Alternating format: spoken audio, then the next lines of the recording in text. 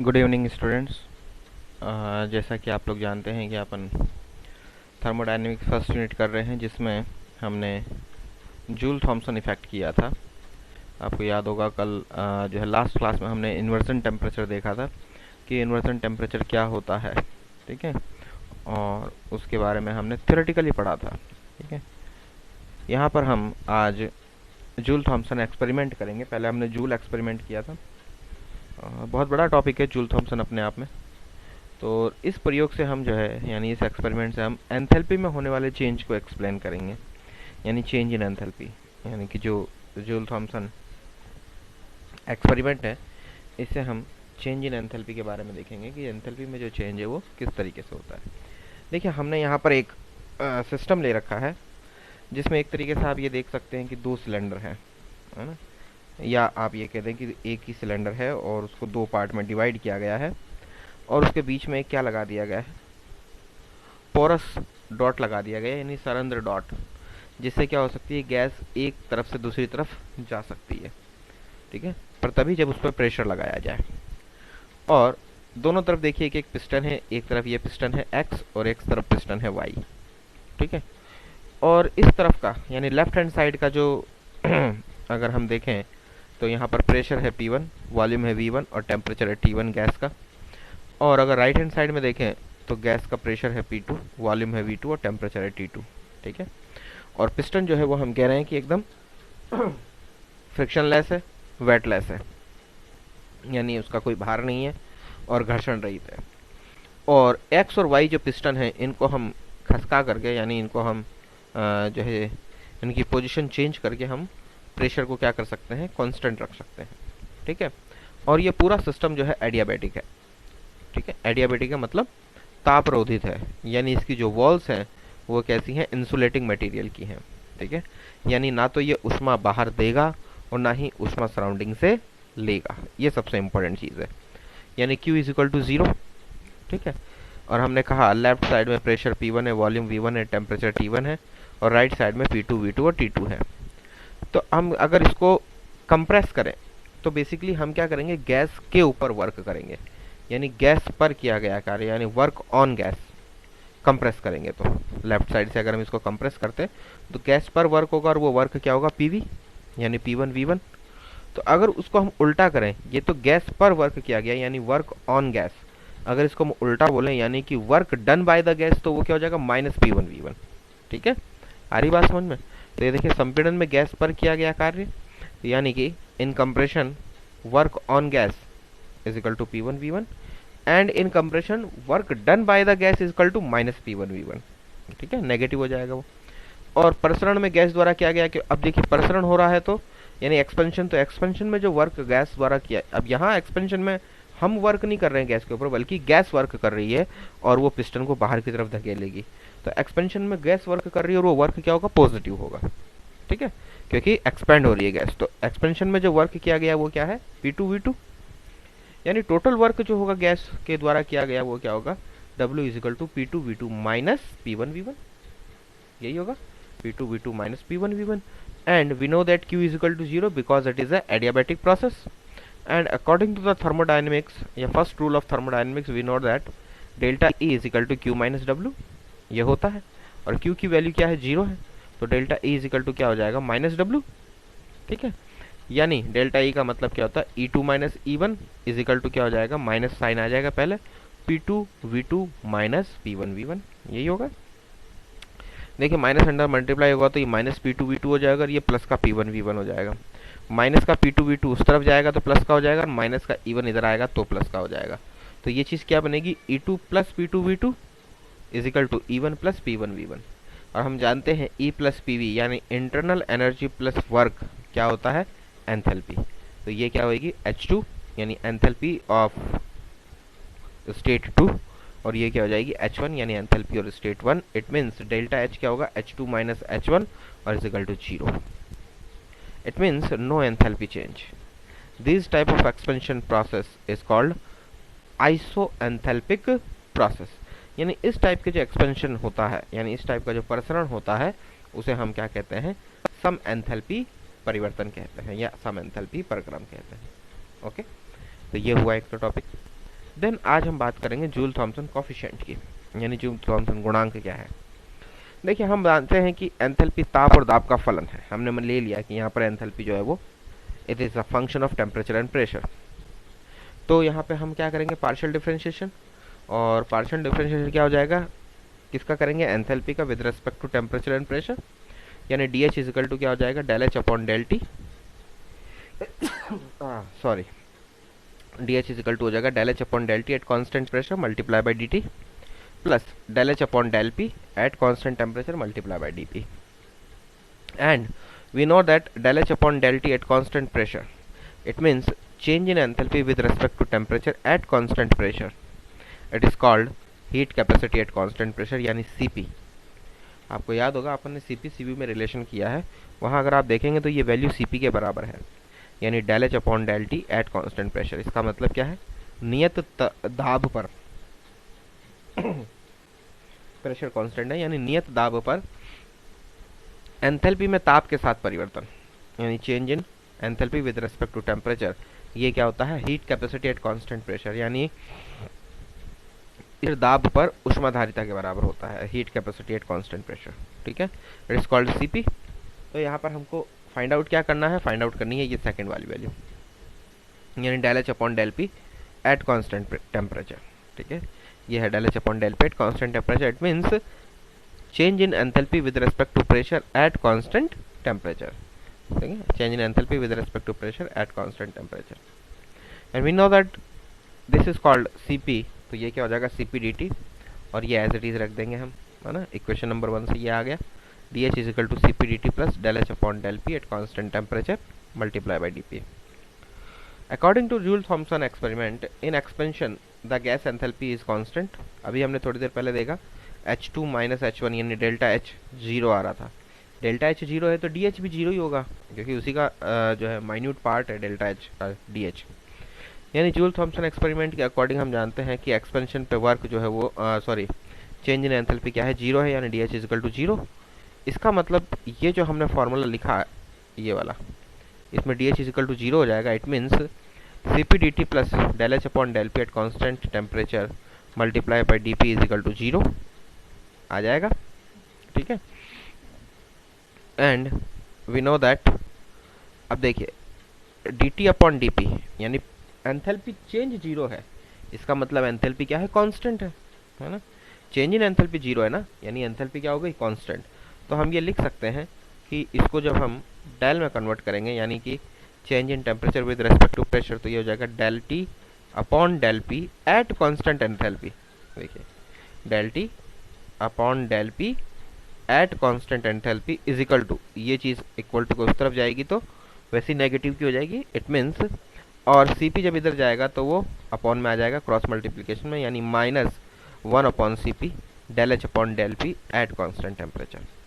ठीक है, हो गया, आई बात समझ में, del T upon del P, ये पी इस तरफ आएगा, तो del T upon del P at constant enthalpy is equal to minus 1 upon Cp del H upon del P at constant temperature. This is equation number 2। बहुत important relation है, रट के रखना अच्छी तरीके से, बहुत ज़्यादा काम आएगा। ये है क्या, change in temperature with respect to pressure at constant enthalpy, and this is called Joule Thomson coefficient, या इसको हम म्यू जे टी भी लिखते हैं।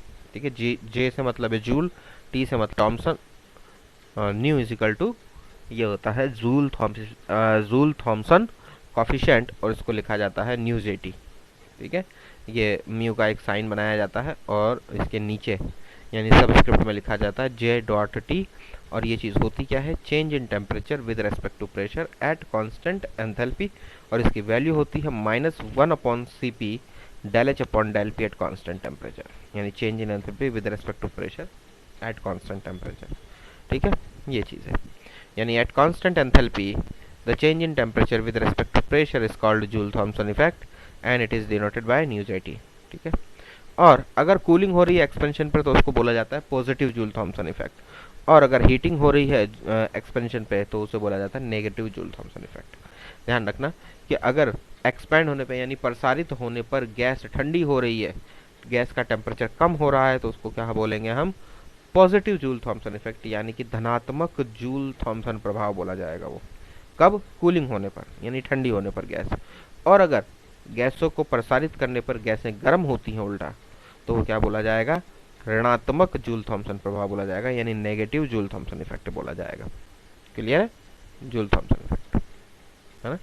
यानी टेम्परेचर अगर कम हो रहा है, क्योंकि देखिए यहाँ नेगेटिव साइन है, अगर टेम्परेचर कम हो रहा है, प्रेशर कम होगा तो टेम्परेचर कम होगा, है ना? प्रेशर कम होने पे टेम्परेचर कम होता है, तो वो क्या होगा? Positive Joule Thomson effect. Expand होने का मतलब क्या भैया? प्रेशर कम हो रहा है, यानी दाब कम होगा तभी तो गैस एक्सपैंड होगी।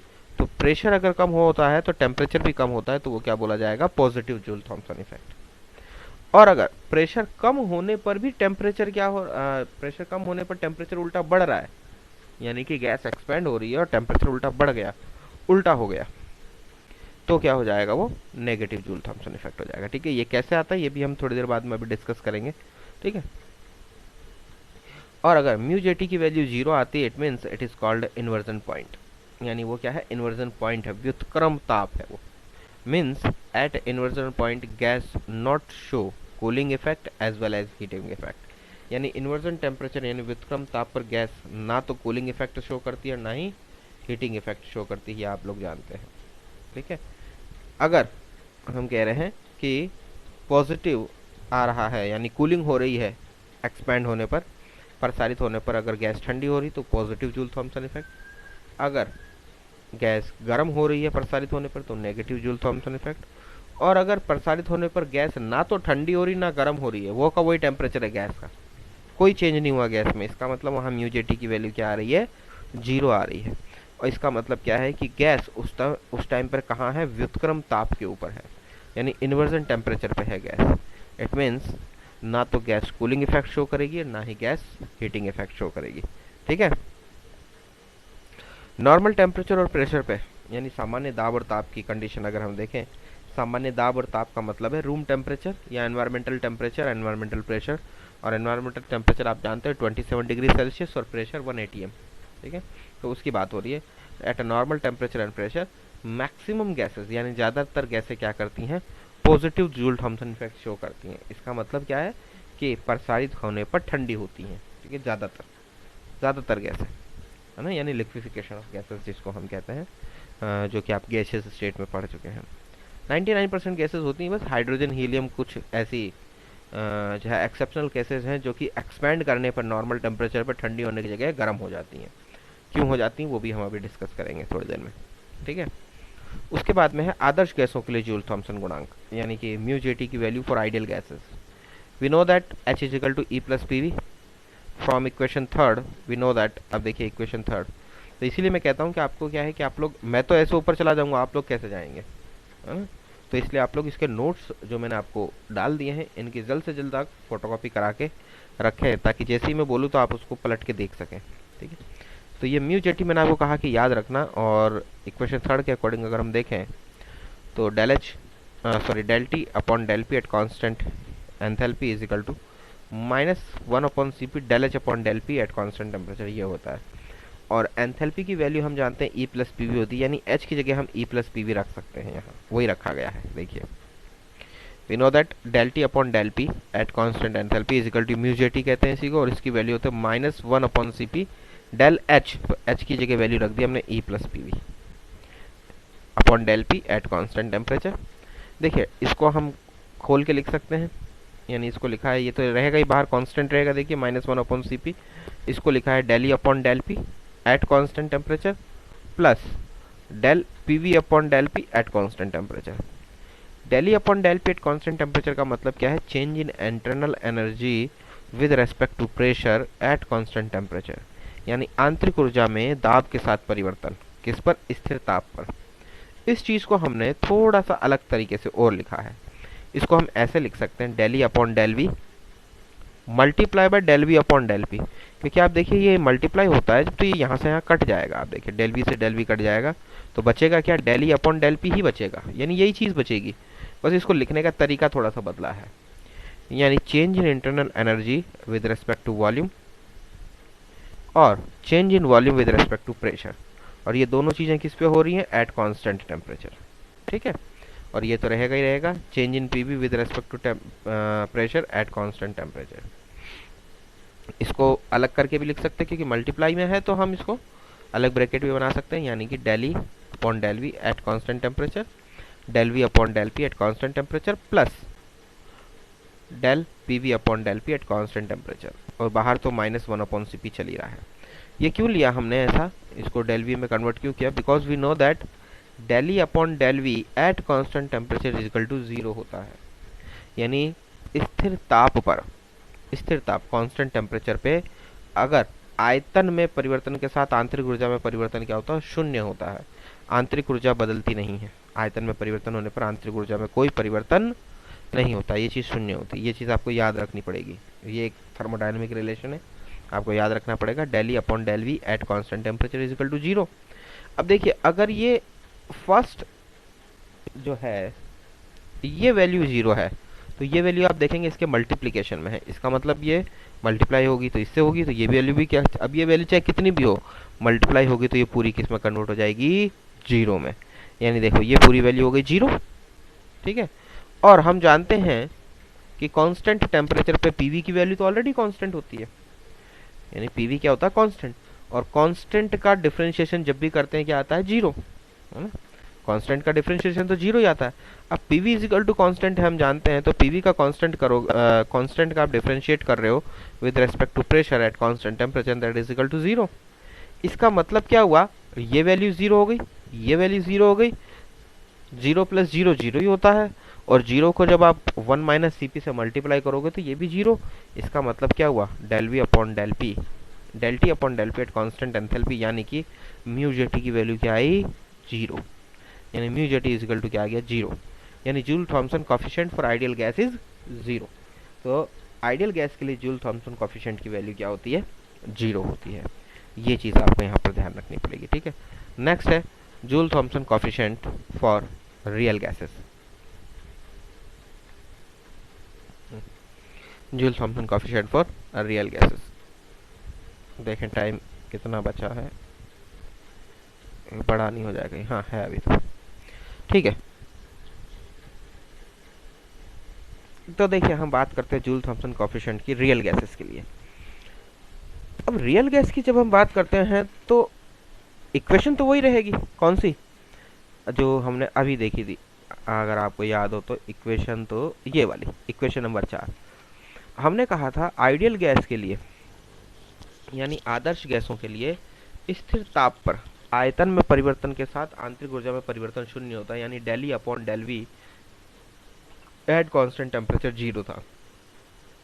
ध्यान रखना ये सिर्फ आइडियल गैस के लिए होता है, रियल गैस के लिए नहीं होता। रियल गैस के लिए इस चीज़ की वैल्यू आती है पॉजिटिव, और यही सारी गड़बड़ हो जाती है।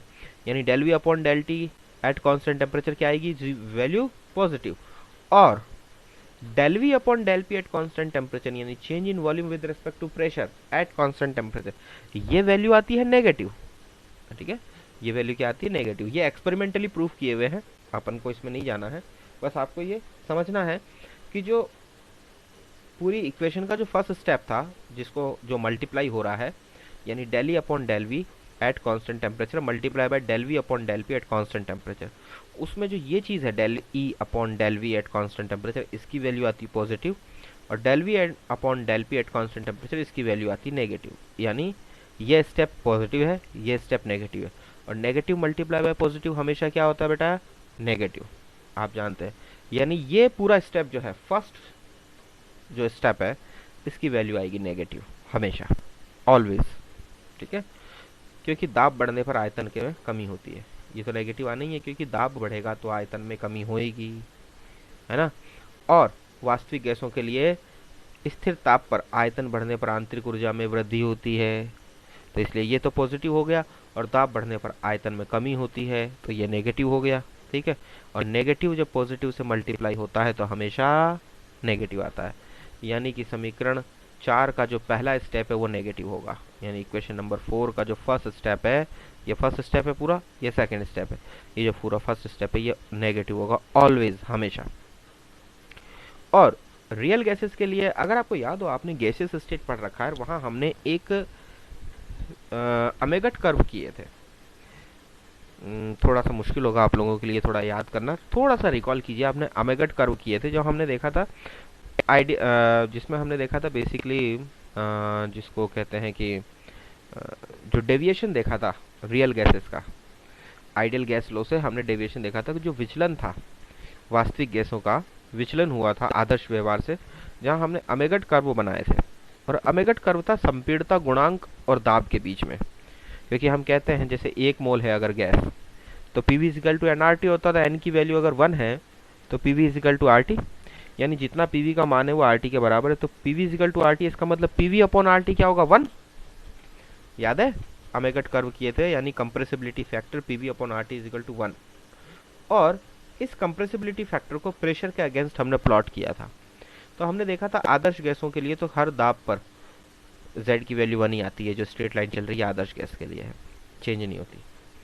लेकिन रियल गैसेस के लिए हमने देखा था कि जब कम दाब होता है तो z की वैल्यू यानी कंप्रेसिबिलिटी फैक्टर की वैल्यू कम आती है, यानी कि संपीड़ता जो है वो आदर्श गैसों से कम है। मतलब जो वास्तविक गैसें हैं, वैल्यू कम आने का मतलब है कि जो वास्तविक गैसें हैं उनमें कम दाब पर थोड़ा सा जैसे दाब होता है तो उस समय पर जो है ये आदर्श गैस की तुलना में क्या हो जाती है, ज़्यादा संपीड़ित हो जाती है। यानी आइडियल गैस के कंपैरिजन में देखा जाए तो मोर कंप्रेसिबल है ये, और ज़्यादा कंप्रेस होंगी तो वैल्यू कहाँ आएगी, नीचे आएगी। ठीक है। और एक लिमिटेड या हम कहें एक मैक्सिमम वैल्यू तक ये नेगेटिव जाती है, उसके बाद जब प्रेशर बढ़ने लगता है तो कंप्रेसिबिलिटी अपने आप कम हो जाती है, जहाँ पर क्या आता है अपने अवरोध आयतन यानी एक्सक्लूडेड वॉल्यूम आ जाता है, क्योंकि एक लिमिटेड प्रेशर तक ही ऐसा होगा। उसके बाद जब प्रेशर बढ़ाओगे तो क्या होता है, मॉलिक्यूल्स का आपस में एक दूसरे को रिपेल करने लगते हैं और वहाँ क्या आ जाता है, एक्सक्लूडेड वॉल्यूम। और जब एक्सक्लूडेड वॉल्यूम आ जाता है तो गैसों का जो कंप्रेसिबिलिटी फैक्टर है वो आइडियल गैस से कम हो जाता है, यानी कंप्रेसिबिलिटी आइडियल से भी कम हो जाएगी और वो यूँ स्ट्रेट निकल जाती है ऊपर। जब implication of ideal gas implications of wonder वाल इक्वेशन कराया था तब ये चीज़ें बताई थी मैंने। ठीक है।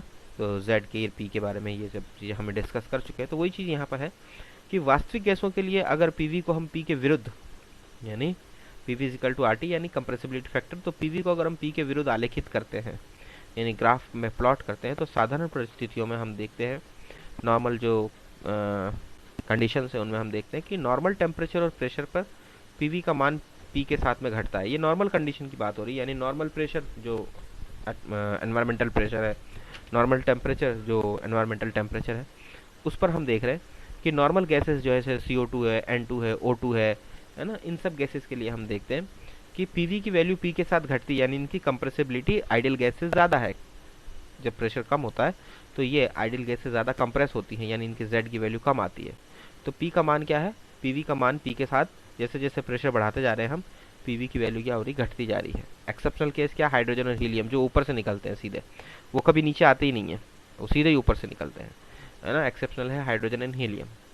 इट मीन्स हम कह सकते हैं कि पीवी अपॉन यानी del PV upon del P at constant temperature always जो है यहाँ क्या होगा, ऋणात्मक होगा। मतलब इस केस में नॉर्मल कंडीशन में पीवी का मान पी के साथ में घट रहा है, दाब बढ़ाने पर पीवी का मान घट रहा है, सामान्य ताप पर यानी नॉर्मल टेम्परेचर पे पीवी की वैल्यू पी के साथ में क्या हो रही है, डिक्रीज हो रही है। जो डिक्रीज हो रही है तो ये वैल्यू क्या आएगी, नेगेटिव। इसका मतलब क्या हुआ, अगर हम म्यू जेटी देखें तो -1/Cp तो है ही, हमने कहा ये वैल्यू पॉजिटिव थी, ये वैल्यू नेगेटिव थी, तो इन दोनों का मल्टीप्लिकेशन क्या हुआ, नेगेटिव। और हमने कहा नॉर्मल टेम्परेचर और प्रेशर पे del PV upon del P at constant temperature, ये भी क्या हो रही है, नेगेटिव। जनरल केस है, जनरल गैसेस के लिए, नॉर्मल गैसेस के लिए ये वैल्यू भी नेगेटिव। तो ये तो negative multiply by negative negative हो गया, ये ऑलरेडी नेगेटिव है और नेगेटिव दोनों वैल्यू नेगेटिव की आ गई, यानी जो ब्रैकेट है उसके अंदर ही दोनों वैल्यू नेगेटिव की, तो दोनों आपस में क्या होंगी, जुड़ जाएंगी, क्योंकि इन दोनों के बीच में पॉजिटिव साइन है, तो ये दोनों जुड़ जाएंगे। लेकिन जो साइन आएगा वो नेगेटिव का आएगा, यानी मान लीजिए ये -5 है, ये -5 है, ये भी -5 है, तो ये दोनों मिलके क्या हो जाएंगे, -10 हो जाएगा, हो गया। पर आगे मल्टीप्लाई हो रहा है, ये -10 जो है -1/Cp से जब मल्टीप्लाई होगा तो म्यू जेटी की वैल्यू क्या आ जाएगी, पॉजिटिव आ जाएगी। और ये चीज़ ये शो कर रहा है कि एक्सपेंशन पर कूलिंग होगी। देखिए हमने लिया normal temperature, normal pressure, normal condition. यहाँ पे हम बार बार यही बात कर रहे थे कि नॉर्मल गैसेस के लिए नॉर्मल टेम्परेचर और नॉर्मल प्रेशर की कंडीशन, है ना, उस केस में पीवी की वैल्यू पी के साथ में डिक्रीज होती है। तो ये नॉर्मल कंडीशन है, यानी साधारण ताप और दाब। यानी नॉर्मल टेम्परेचर और प्रेशर पे नॉर्मल जो गैसेज हैं यानी हाइड्रोजन हीलियम तो एक्सेप्शनल आ जाती हैं, पहले ही हमने हटा दिया, नाइट्रोजन गैस है, ऑक्सीजन गैस है, बाकी की जो गैसें हैं उन सब का म्यू जे टी की वैल्यू, यानी उनको जब हम एक्सपैंड करते हैं यानी हाई प्रेशर से लो प्रेशर की तरफ यानी उच्च दाब से कम दाब की तरफ जब वो प्रसारित होती हैं तो गैसों के ताप में कमी होती है, यानी गैसों का टेम्परेचर कम होता है और गैसें क्या होती हैं, कूल हो जाती हैं, ठंडी हो जाती है। और उस ठंडी होने के कारण ही उनमें क्या होता है, जो है लिक्विफिकेशन ऑफ गैसेस वाला इफेक्ट देखने को मिलता है, यानी गैसों का द्रवीकरण होने लगता है। ठीक है, तो यही चीज़ यहाँ पर है। In this condition delta P negative है, हम जानते हैं प्रेशर कम हो रहा है क्योंकि हमने पिस्टन हटाया, दाब में कमी हो रही है। ठीक है, तो दाब में कमी होगी तो डेल्टा टी भी नेगेटिव है, यानी delta P is directly proportional to delta T, directly proportional है, यानी डेल्टा पी अगर प्रेशर कम हो रहा है तो ताप भी कम होगा यानी टेम्परेचर भी कम होगा। ठीक है, और गैसों के टेम्परेचर में कमी होगी, और यही क्या है, जूल थॉम्सन इफेक्ट है। ठीक है, जूल थॉम्सन ने यही चीज़ बताया था।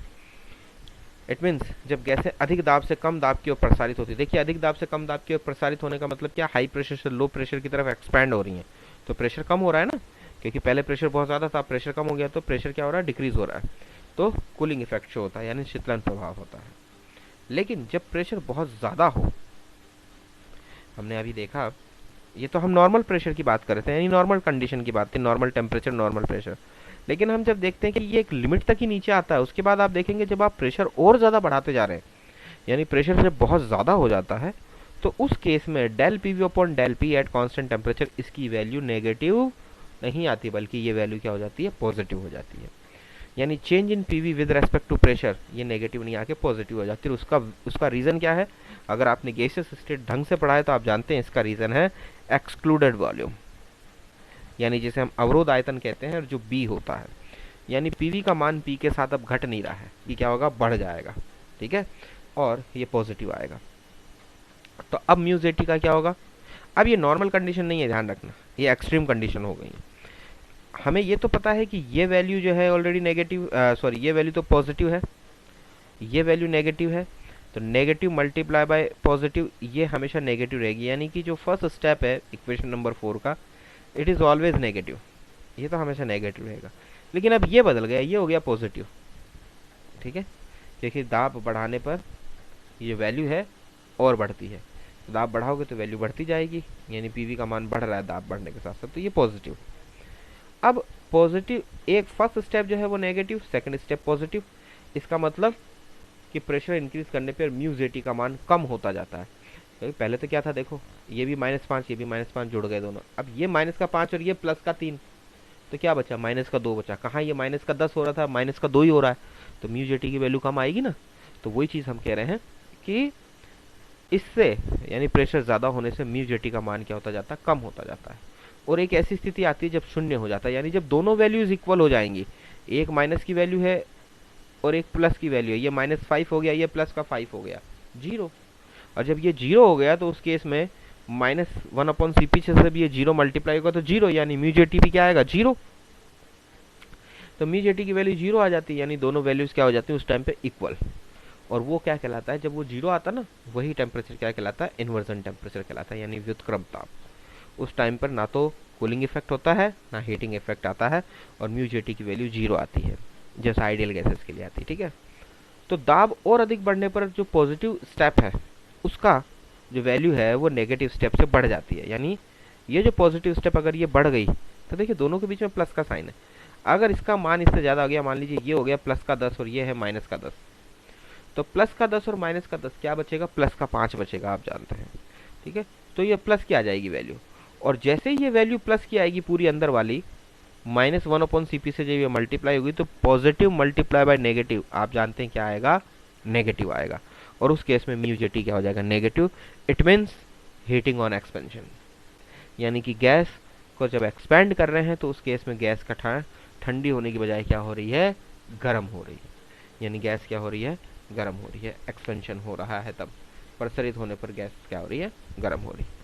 आई थिंक आपको अब ये समझ में आ गया होगा पूरा कि कब ये पॉजिटिव होगी और कब नेगेटिव होगी। ठीक है, उसके बाद में जो अपने टॉपिक है वो है व्युत्क्रम ताप की गणना, यानी कि कैलकुलेशन ऑफ इन्वर्जन टेम्परेचर। लेकिन ये बहुत बड़ा अपने आप में एक डेरिवेशन है और थोड़ी सी कॉम्प्लिकेटेड है कि इसको मेरे को आपको समझाना पड़ेगा अच्छे से। तो अभी अगर मैं इसको कराऊंगा तो 15-20 मिनट लग जाएंगे, तो 15-20 मिनट में तो फिर ये लेक्चर की जो लिमिट है वो ख़त्म हो जाएगी, बेसिकली वो बड़ा हो जाएगा, तो वैसे ही 2 पार्ट में जाएगा। तो बेटर है कि इसको हम नेक्स्ट क्लास में करेंगे, जहाँ पे मैं इसको अलग से ही पूरा एक्सप्लेन करूँगा, ठीक है। और साथ में यहाँ पर जो है अपना ये फर्स्ट लॉ लगभग ख़त्म हो जाता है। तो ध्यान रखिएगा, इन्वर्जन टेम्परेचर की जो कैलकुलेशन है ये बहुत इंपॉर्टेंट है और इम्पोर्टेंट टॉपिक है। यहाँ से क्वेश्चन आता है न्यूमेरिकल, या हम कहें कि न्यूमेरिकल क्या, बेसिकली डेरिवेशन जो है पूछ लेते हैं ये, ठीक है। तो आज इतना ही करेंगे, ओके। एक चीज़ ध्यान रखिएगा कि जैसा कि सुनने में आ रहा है अभी कि आपको पता है कि 6, 7 और 8 तारीख को जो है कांस्टेबल का एग्ज़ाम है। मे बी पॉसिबल अगर नेट अच्छा नहीं चला तो ये हो सकता है कि अपने क्लासेस मैं आपको नहीं सेंड कर पाऊँ, ठीक है। तो ध्यान रखिएगा, अगर आती हैं क्लासेस तो बहुत अच्छी बात है, लेकिन अगर सेंड ना हो तो आप याद रखिए, देखिएगा, आपको खुद को भी पता चल जाएगा। आपके इंटरनेट की स्पीड अगर सही नहीं आएगी, इसका मतलब वो क्लासेस सेंड नहीं हो पाएंगी। Okay, thank you.